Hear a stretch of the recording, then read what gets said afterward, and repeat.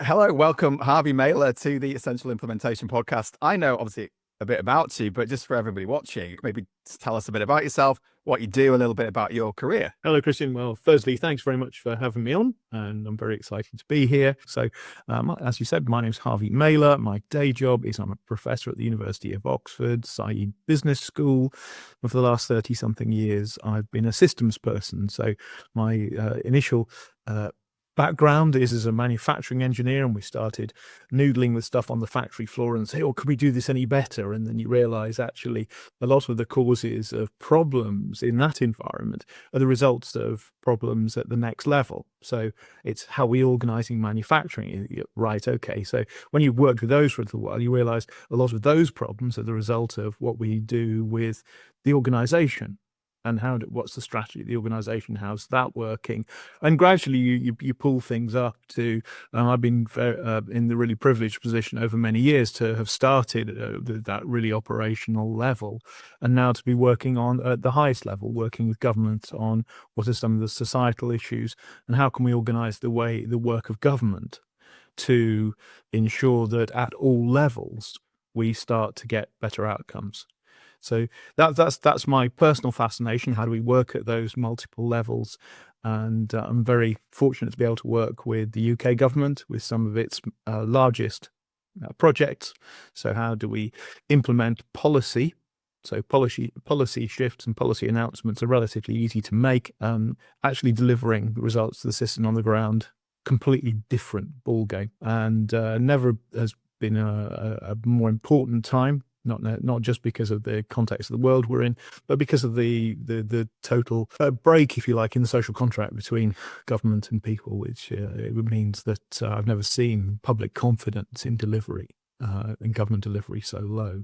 So we're in a really interesting time, and it's that public confidence is driving a real agenda for change, and that is creating an interest in we've got to do things differently. So, and we won't do that by fixing things at a tactical level. We're going to have to work at multiple levels in our systems to be able to do anything that delivers benefit to the citizen. So that's a bit about what I do. I've spent a bit of my time as well with Deloitte, where I'm an associate. So I spend time actually out in industry and also advising other governments on policy and implementation. So there's so many interesting things already, but it sounds like you started off. You said at this sort of organizational level. You started off at the operational level, and that sort of reminds me of what we've been doing in implementation science and with implementation there in the health systems. You know, we've focused a lot at the microsystem level. You know, let's go in, let's try and change team behaviors. Let's try and improve things on the shop floor. But then, as I've done quite a few studies like that, it becomes clear that even if all of that goes really well, things then come against system barriers sort of beyond that in the outer setting and more of the macro level, meso level, like you might say. And so we tend to put a lot of weight on it's all on these people and these teams, but actually there's all this other stuff. And it sounds like you realized that quite a long time ago, and you've had all this time to focus on that. Yeah, I mean, I'm not alone in this. And just to be clear, when you're in an operating environment, you can make big changes in the way things are working, but there will always be a ceiling beyond which it's very difficult for them to go unless you can start to integrate with those higher levels, those next levels up in our systems. And they're not necessarily always hierarchically organized. So in terms of how we think about organizations, the way that systems are organized don't always follow the organizational hierarchy. So it's just if we think about work systems, that's my fascination. How do we think about work? How do we organize that work? And the challenges that come with any system of work organization. I think the other thing is we often get nailed with the notion and can get very hooked up. We have to optimize what we're doing. Mm-hmm. And what happens very often is you get a local optima set up. And as a systems person, hang on a second, that local optima might be very nice to be in just that little area. but actually how's it working with the bigger piece? So you might be able to X-ray patients in in a really, really short time. But actually, if then the processing of that X-ray, of the analysis of that information that's presented there, cannot keep up with that speed, then actually it's a very limited benefit to the to the clinician or to the patient. Are you with me? It's that. Yeah. If you think systemically about the way things work, we have to be very careful about creating little local optima that benefit very few, almost nobody. When you look at what stops anything moving through a system of work, Yeah. we analyze the constraints. What's slowing things down, and the kind of thing we see is, first order would be there's a basic logic. You have to do things in a particular order. The second thing is then the resource available to do that work. So have you got the right person in place? And the last thing that really slows things down, this is the one that always gets people, but there's usually an idea or a rule, which is our third level, which really gets in the way. It can be something as daft as taking somebody out at a critical time. Yeah, you've got a process that's working, and you take somebody else at a critical time to go and do something else, and all of a sudden everything will stop. It could be the idea that, well, we have to have that meeting at 9 o'clock on Monday morning. Yeah, it could be, oh, only this person can do that work. There's all sorts of aspects of design of work, which sits at the next level up, that says, hang on a second. I can probably illustrate it best with, if you just think about, I've been working in some big projects, and one of them was a road project. I turn up on site. I know this thing, it's running up to Christmas. There's, they are really, they have to literally nail everything in almost militaristic, with almost militaristic precision. Otherwise, they're not going to finish. They're not going to reopen the road before Christmas, and there will be chaos. So I turn up on site on a Wednesday, and nothing is happening. Literally, you can see the boll weevil rolling down the road. Nothing going on. So I walk up to the site office, because I've been working with the team. Guys, how's it going? How are we going keeping work working? Because that was the idea that we'd been using to say, look, we don't want work stopping. You've got to keep work working. And they said, well, no, it's everything. Well, the previous contractor's finished. So great. When did he finish? Monday. Well, it's now Wednesday. Has anything happened since Wednesday? Since Monday? And they said, no. So already this thing's been, the site's been, costing them an absolute fortune.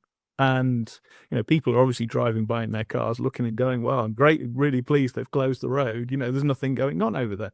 Sure enough, it gets to, I say, so why isn't the next work starting? It was the surfacing work. And they looked at me like I was an idiot, probably a reasonable judgment. But they, until somebody in the corner of the office said, well, don't you know, all new tasks must start on a Monday. Oh my. You just go, hang on a second. You've just wasted 7 days. On a critical, where literally they needed to keep everything back to back. Otherwise they were going to be late. And if they were late, they ran into the Christmas period. It was going to be absolute chaos on the roads, and it was going to cost them a fortune. In the end, of course, they missed finishing on time. They had to keep the site closed. They had to keep the security on, the machines hired, pay people for 2 weeks to go away and have their Christmas holiday. It cost them an absolute fortune, all because of that one silly rule. And this is when you start picking at systems. You look at how work is organized. That's just a classic of, oh, for goodness sake, this is. We just need to rethink the way we are doing things, and you will get a fundamentally different result if you do. So we have these rules. You've got hard things. You've got to do this before you do this. You've got to have the resource available, whether it's the machinery, the person, whatever you need to do that piece of work. But then this last bit is what's the rules that we work to, and those are the things over which we generally have a fair amount of control. A fair amount, not always.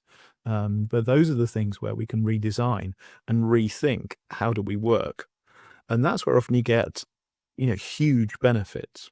Yeah. And it's just taking away that last layer of constraint.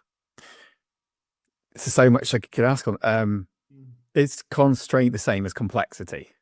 No, not necessarily. There can be a complexity, but that's they are related. And when you start picking at them, generally I take it. If there's benefit from looking at a system, they want to get work through faster. We look for a constraint that's getting in the way. If you look at how we're organizing work more generally, we'll look for what are the complexities. Why are we making life so difficult? Yeah. A lot of people hear the word complexity and have been drawn at, as I was at one time, to complexity science and the notion of That's me right now. flow effects, amplification of starting conditions, and all sorts of wonderful ideas that mathematical simulation provided us with. And in a way that was helpful, and it gave us some ideas. It took away this notion of optimization and the notion that we could resolve perfectly, particularly complex human systems. It took away some of that thinking, which was just great. But that ability to be able to stand outside a system and model it in mathematical terms is appropriate for some systems. So you can do it on production systems. There are aspects of systems you can model. When you get into really complex human systems and you're looking at human-human interactions, it's far less appropriate. And so this is where we go and start to look at it's worth taking a view that addresses the real complexities that people experience.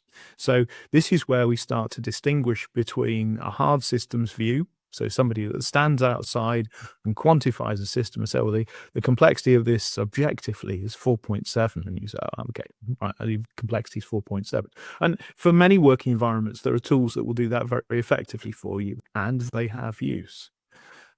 And they're incomplete, because they'll give you a snapshot at a point in time of somebody standing outside.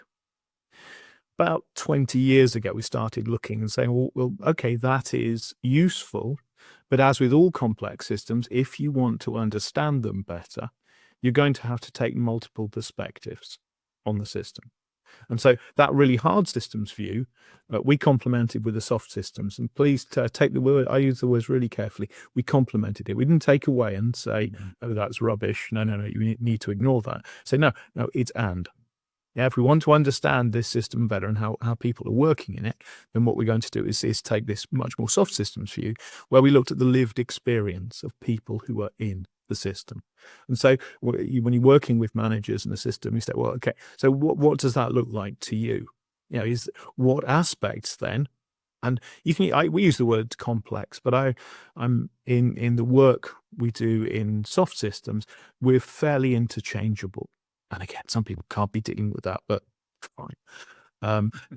Between what's complex and what's complicated. To me, if somebody's experiencing it as a difficulty, they will use the words, this is complex, regardless of whether they've analyzed it and have empirically sustainable mathematical proof and that it is a complex system. So on the basis of trying to keep a reasonable conversation going, I don't think it's in any of our interests to try to get, but if you experience difficulty in that particular work, then you have complexity in there. Right, so let's talk about that. And rather than complexity, not complexity, binary, we talk about complexities. All right, there are complexities to what we all do in every aspect of life. And so this is complementing the hard systems view with the soft systems, so taking the internal view and saying that using the perspective, the subjective view of individuals, that enables us to have a completely different model, which complements the hard systems external view. So, and that's basically what we've been doing. So, okay, climate change, I guess from a hard systems view or on in some regard, like mathematically, that is huge in scale. It's long duration. So I guess that's those sort of more hard ones. And I guess the soft stuff, would it be that actually everybody has a different view generally? It's not not everyone agrees that it's even an issue. Some people think it's not so much an issue. Some people think it's an issue, but we should do this.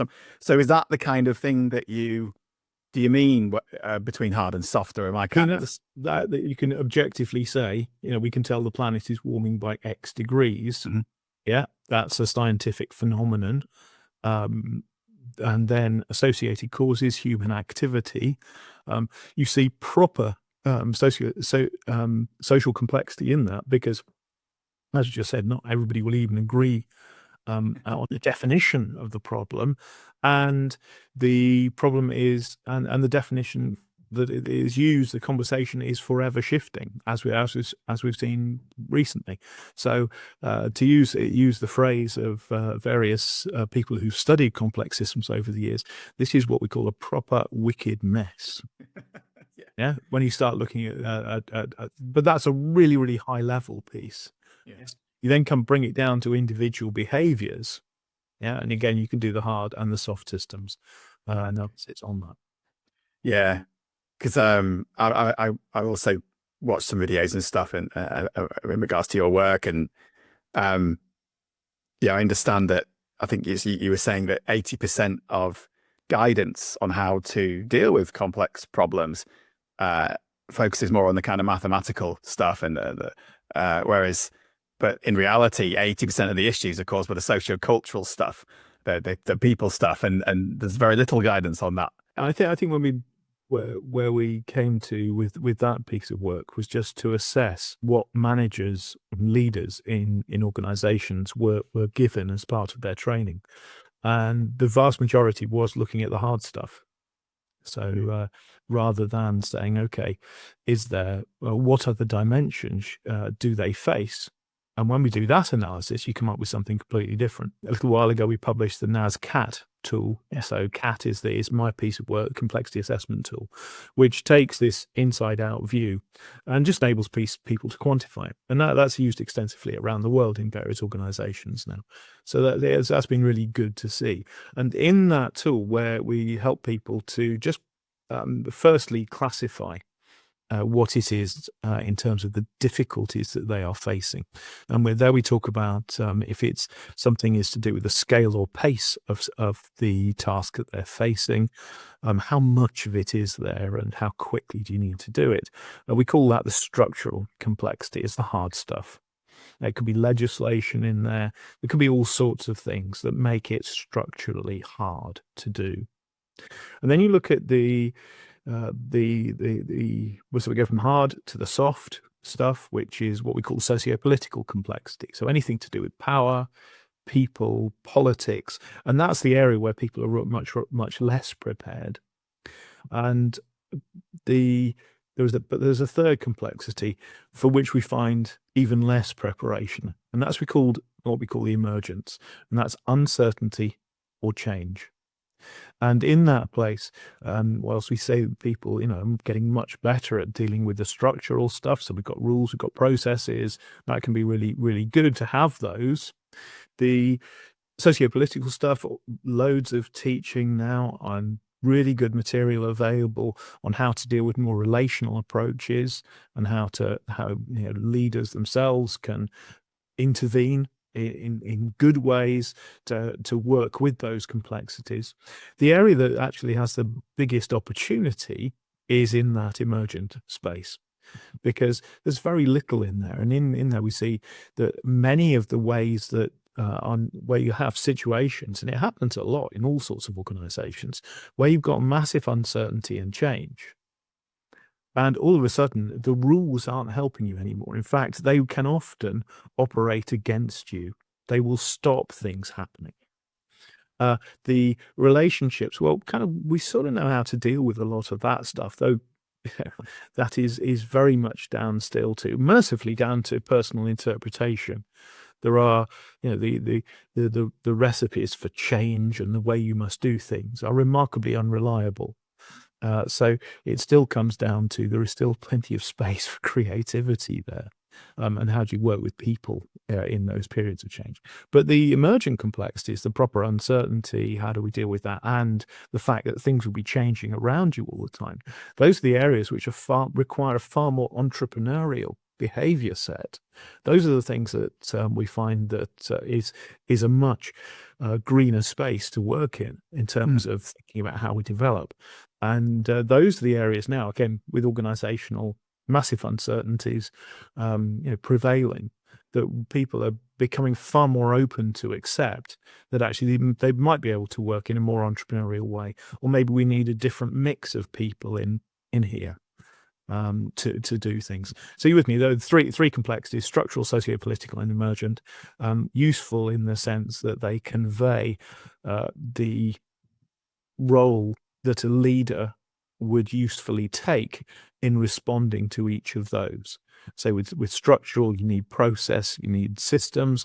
With socio-political, you're going to need relational approaches. And with the emergent, you need far more of your strategist or entrepreneur type who can work and is comfortable with those. That's another important thing. What are people comfortable with?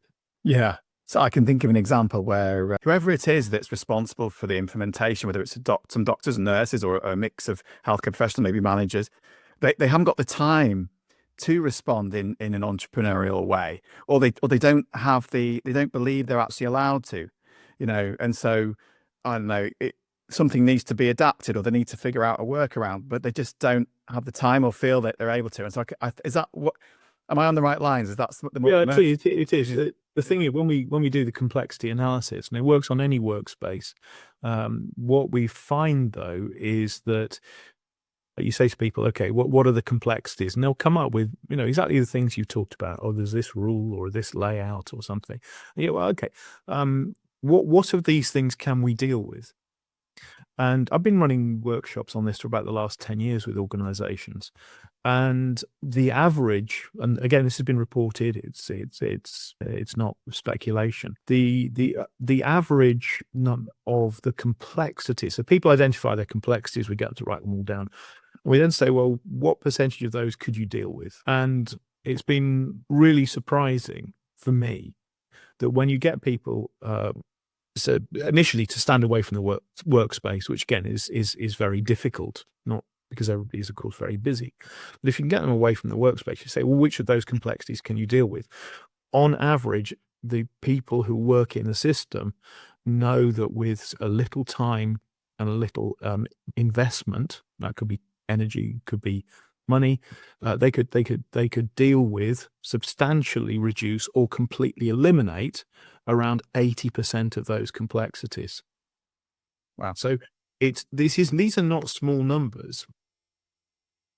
And when you look at the complexities they say that we can address, one of the things that strikes me every time, and I say I've been doing it for nearly 10 years, so it shouldn't be a surprise anymore. But if you look at the sources of things that people say they can do stuff with, the 80%, it's all stuff which are totally created by the systems in which they work. So you've got a system which is supposed to support us working. Yeah. And everybody goes, yes. Right, okay. What's the thing that gets in your way of actually doing the good stuff that's needed to deliver a great product, service, whatever it is, treatment? And the thing that gets in the way is the damn system. The annoying thing about that, it's a created piece. It's all the result of human activity. It's not a physical constraint. Yeah. And so these are the things where, when we start picking at this, you suddenly see, okay, then fundamentally, could we reorganize work? And you're right. Why, if we know this, and it's not hard to show it, why can't people just go ahead and do it? And you've alluded to exactly the reasons why. People are very busy. They don't feel they've got agency. The cost to them of doing it might be greater, but always there is this thing about, if you see a system that's not changing, then one of the things that, again, I've seen over many years is you go to look, say, next thing we look for is, well, what's the incentive? If this system is not changing, because there has to be an incentive for someone somewhere to keep it the way it is. So we talk about, in particular, aspects of the infrastructure sector, for instance, we know that there's particular approaches to contracting that would work very nicely, but we tend to use default approaches to building hospitals, roads, schools, whatever. Less so of late, I hasten to add. But again, you say, well, why hasn't that changed? Well, there was vested interests within the industry to keep the contracts as they were. So the more innovative approaches were continuously squeezed out. So again, there's many factors there that act against us actually working those complexities. But where you do, and it's happening in governments, happening in commercial organizations, we see that it ends up with a much better place to work. People are actually, that many of the complexities they can take some agency over. Yeah. They may not have control, but very often they do have influence over what happens. And when they can, it's not about working up a full business case for the whole thing. That is the case occasionally, and that's quite right and proper. But sometimes it's, the improvements you can see are tangible, are useful very, very quickly. And it's that thinking that, look, this is a system we work in, but it's ours, we own it. And one of the great moments working with leaders who are operating in these complex systems is when they finally take ownership and they say, well, who is? And I had a group a number of years ago who use phrases like, well, we'd love to redesign this, of course, but what you don't understand, you see, is it's all the fault of the system. And it took to about day 3 of that program for somebody in the room finally to crack and goes, hang on, folks. He said, don't you realize we are the system? And I think there's that humanity. Look, who's the system if it's not us? Mm-hmm. Yeah, that's just such a crucial role for leadership. You say, what role does leadership play in these things? Well, it's absolutely massive. You determine the basis on which, by default or by design, these things are operating. So how do you want them to work? By default or by design? Yeah, I really like that, because I felt for a while that you might have a system that's set up that totally makes sense and is all logical. But if you don't have sort of people who are empowered within it to kind of tweak things and make suggestions, it almost becomes like a lifeless thing. I don't know. I just felt for a long time that I'm a big proponent of empowering people, because I work a lot with health systems, empowering everybody in the health system, all the stakeholders. And actually, I really like that message. This is your system. So from patients to healthcare workers to managers to executive, everybody else, researchers, they've all got a role to play and they've all got something to add. And if we're going to solve some of these, like you say, wicked problems, we all need to work together, don't we? And I think that gets lost sometimes, I think it does. And but can we just be clear? As a systems person, there are many other insights, but what you notice as once you've studied systems is that systems function up to a point of loading. Right. Particularly, you've got social systems; they will operate generally reasonably well up to a point at which they are overloaded. And once you get into that overload, that's where it completely destroys any of the opportunities for improvement. They won't be operating effectively anyway. In fact, they'll be in negative loops. Because they won't be operating effectively, everybody feels more work pressure, which means they believe there's less time and opportunity for improvement, which means they continue to operate less effectively. Are you with me? Absolutely. There's so many of these negative loops going on.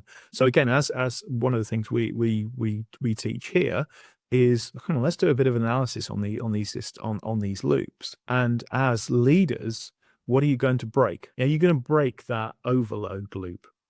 Yeah. Scrutiny is a lovely one. You've got something in trouble and is having poor performance. So to really help it out, we load it up with more scrutiny. Yeah. Which means there's no time to fix the problems because you're dealing with the scrutiny, which means, the system is going to be not performing as you want it to. So again, there are multiple loops of that kind. There's a resource negative loop, because people are overloaded, they're taking time off sick, so there's less people to do the same amount of work, which means everybody's overloaded. And that, again, can be, and we've seen that hollowing out whole departments in various organizations once you start on it. And again, leaders, well, this is a leadership role to recognize that systemic problem and break it. I didn't say it was easy, and don't hear that we've got magic solutions, but the systems piece has so much to offer in terms of thinking about those complexities, but also how do we start to focus on some of those things that will really make a difference.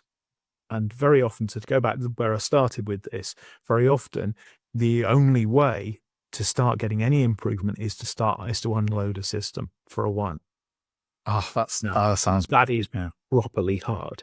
That's properly hard and takes real courage. But we've seen it done. I've worked with leaders who've done that, and for a short term, yes, you are the worst person on the planet, but relatively quickly, you've unloaded the system a bit, all of a sudden then it can start to do the changes. And so all that good stuff that you just mentioned about empowerment and engagement with the right tools, Kristian, that's the important thing. So people in the system have the ownership, they have the right incentive, the right tools, everything else to do the work. Once you start doing that, then you can start to put a limited load back on again. And by limiting often the load, you massively increase the effectiveness of the system. And that's actually what we need to. And it's one of those things that complexity science taught us years ago, was this idea of paradox. That you can try and hard as you can to get as much control as you can over a system, but once it's with a human system, you'll get a paradoxical effect. People just get better at workarounds. You'll end up with way less control. How important are you in all this? Because the roadside example, you went to their offices in person. And I know a little bit, and the literature in implementation science is increasingly looking at relationships and trust as a driver of change. And so, how important are you? Oh, I'm not important at all. But I would say, well, no, there's a bit of it should be independent of the, I'm not a leader in that organization. So that's the first thing. It's about the leadership. But I mean, it's what's really good is when you can work with people who will take agency as leaders to redesign the systems in which they're working. And I have great pleasure in doing that in all sorts of organizations. And, it's once they've got the idea and they've got to build some people around them who can do it. And the first thing you have to do is actually take some of the load off those people.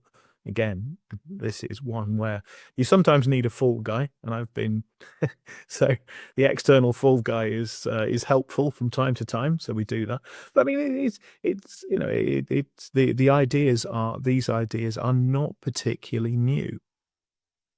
Systems thinking has been around since the 1950s in various guises, and arguably it was only just given that term around them. It's been around for much, much longer. People who've researched other phenomena in nature and political systems, it's been going much, much longer.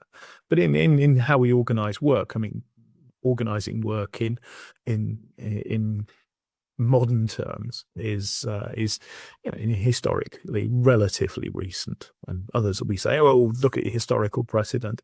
You say, "Oh, that's actually really difficult to do." So, in terms of the record that we have, it's much better. So we're obviously led by the more recent historical record. So but again, there isn't anything terribly new. But some of the most powerful pieces of thinking, so the constraints-based thinking, the systems-based thinking, have in some ways had their day. And then because management and leadership tends to be very fad based, we'll move on to the next thing. And what often happens is the good stuff gets forgotten and some of the really good change gets forgotten. So one of UK's larger construction companies I worked with, we implemented the constraints-based approach to thinking about how they organized work. Phenomenally successful, 4 projects back to back delivered early, on or under budget, happy days. 5th project we came to, right? So team have finished now, that's it, great, we've done a great job. How did they organize the work? Did they do it A, using the new constraints-based approach that had just been very successful, or did they B, go back to the way that they'd used for the last 30 years, which was costing them increasing amounts of money in claims from their clients because they couldn't deliver it early on budget? You know the answer, Kristian. Yeah. This is the madness.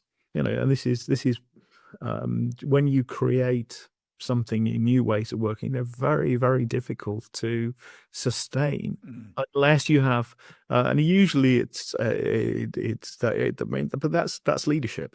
Unless leaders in the organization are prepared to stand up and really believe in what they're doing, then we don't get the change, and it doesn't. Oh, well, it reminded me of one of the first pieces of work I ever did for my PhD was, so it was the implementation of mindfulness meditation in schools. And I got to work with it with this head teacher. Excuse me. Big shout out to Andy. He won't mind me saying his name, Andy. He's quite a fan of implementation, but he was trying to implement a whole school mindfulness approach.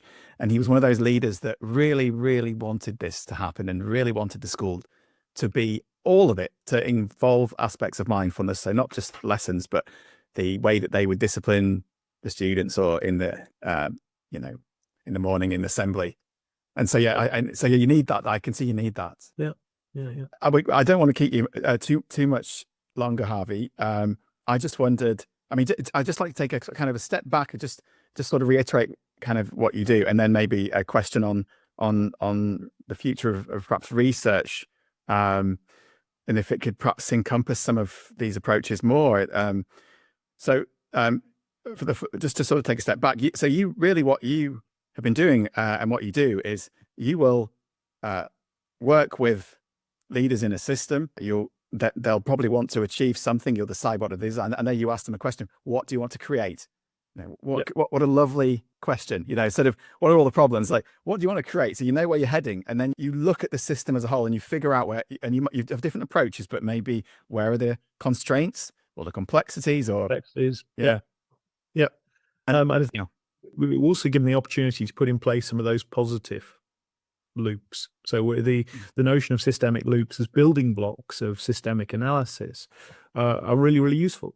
So when during the start of an engagement, we'll always look at, well, what do you want to create? What will make turn this system from performing the way it is now to something it doesn't have to be miraculous change. That's not what I've never heard anybody ask for that. A really good objective is that you want a system to be sustainably self-improving. Oh, wow. Yes. Yeah. And that as an objective is, I think has always landed very well with the folks. You look, we want it. And so what's my role? If I can help you to set up something that's sustainably self-improving, you don't need me to do it. And in fact, the quicker I can get out of there, the better. Yeah. Because A, there's only one of me, and B, it shouldn't be dependent. It needs leadership. It needs the agency of individuals. It needs exactly what you said. It needs empowering. It needs time. It needs really some big courage to take those things on. But sustainably self-improving systems is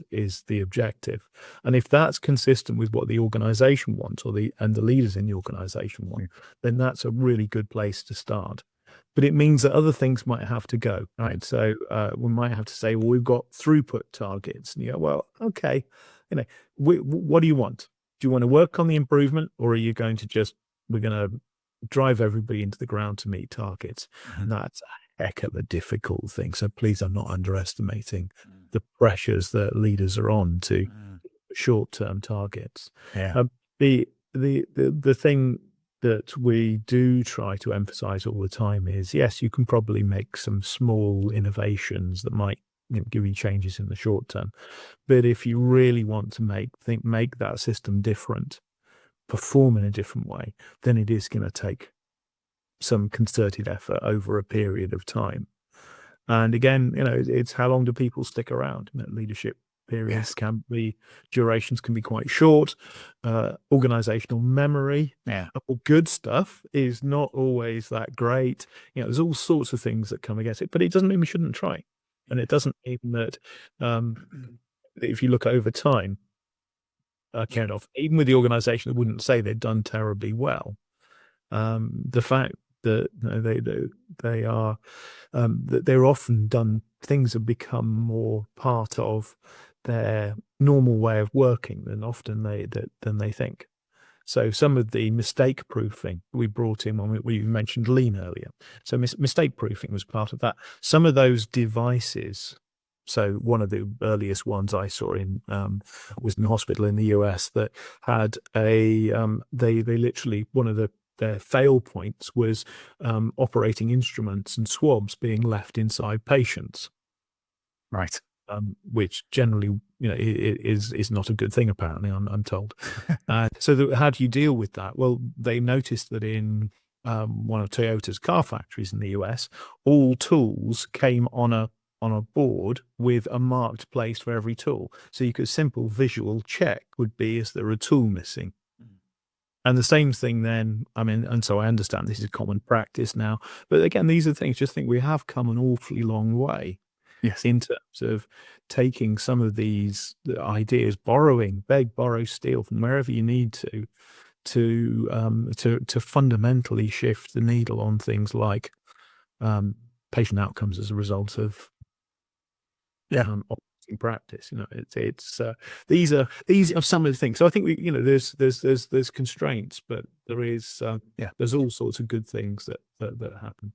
Yeah, but just to finish, I wanted to ask you about research, and I'm not sure, this might not be something that you spending a lot of time involved in, so you might not be sure really, but I've been doing public health kind of research projects for quite a while now, and there's still a sort of traditional approach to it really, where the researchers are kind of on the outside of the setting, and we'll sort of watch what happens and try and learn from that. What you do is a lot more applied and interactive. You're really going to these places, you're interacting with the people there, and you're working with them to bring about change. And what my sort of approach, what I've been sort of I guess trying to learn how to do, but is to try and do that as a researcher. So someone says, can you evaluate our implementation for us? So how about we actually work together to try not only to see what happens, but to try and get better implementation outcomes. You then get better implementation outcomes, hopefully, and I learn how to actually implement better. So everybody wins. So these are, more interactive.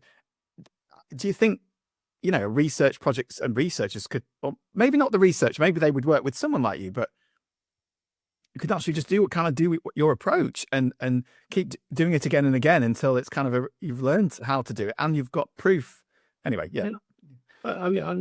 so in business and management area, this is fairly it's not usual, because again, some of my colleagues quite rightly would not leave the sanctity of their offices and dirty themselves with going into work with people who might not agree with them all the time, because you put yourself out there. I get thrown out of meetings on a regular basis, so it's not without risk. There are a group of us, and we talk about the term. So recently, a deceased scholar, Andrew Van der Ven, from the US, talks about engaged scholarship. Oh, I didn't know that. You're actually embedded within the system. And that's very much more the soft systems view, that you become part of the system that you're researching. So you can call it action research. And I'm using that term. Some of my colleagues would howl in protest. But you're actually engaging yourself with the system. You co-produce knowledge and work with the people who know the job best. I'm not there to tell you how you should do your job, but can we think about it a bit differently?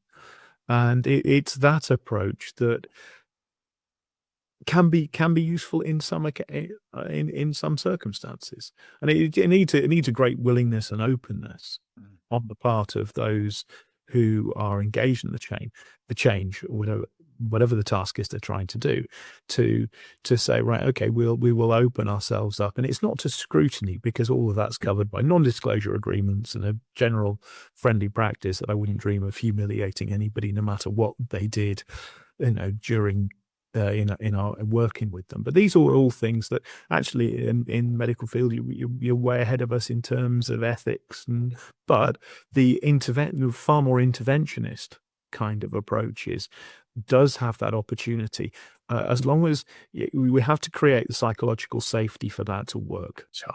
Yeah, sure. That's an absolute. So the team have to be safe, knowing that I'm not there to judge them, and we're going to try some stuff out, and some of it ain't going to work. Mm-hmm. But what we'll usually do it in relatively short iterations is the key piece. So, we'll be doing this over 6 weeks, and we'll try something out. Yeah. And at the end of 6 weeks, if it's got value, pick the good stuff out, and then you have another go. Yeah. And it's breaking things down. Instead of thinking about an 18-month process of change, that's very difficult for most people to conceptualize, not least because things are going to change as you go. So how about I think about we do something for 6 weeks, and it has to, it needs careful thought, because you need to join all of you at those what we call sprints up into something that's useful. So it's a far more iterative, it's engaged, it's user focused, and you're not standing outside looking in. Hard system view of the world. Yeah, typical of medical sciences. Yes. Yeah. We have to observe. We are scientifically correct, and thank goodness, that is the prevailing view. Social systems, so people from more of a humanities background would see the world as far more engaged, and you are part of that system, and that's perfectly okay. Yes, you have to create conditions to create some sort of objectivity, but it does give the opportunity for that participation. That's that duality, isn't it? That the paradox. It's like there's multiple things are correct at the same time. Yeah, seem quite different. Yeah, that's so important. The paradox has to be understood, that simply putting more load on a system doesn't mean you get more out of it. And once we understand that, you can start to create the space that just might allow some of these changes to happen. Well, I think that's an excellent point to end on. Harvey Maylor, thank you so much for coming on the Essential Implementation podcast. Great talking to you, Kristian. Thank you.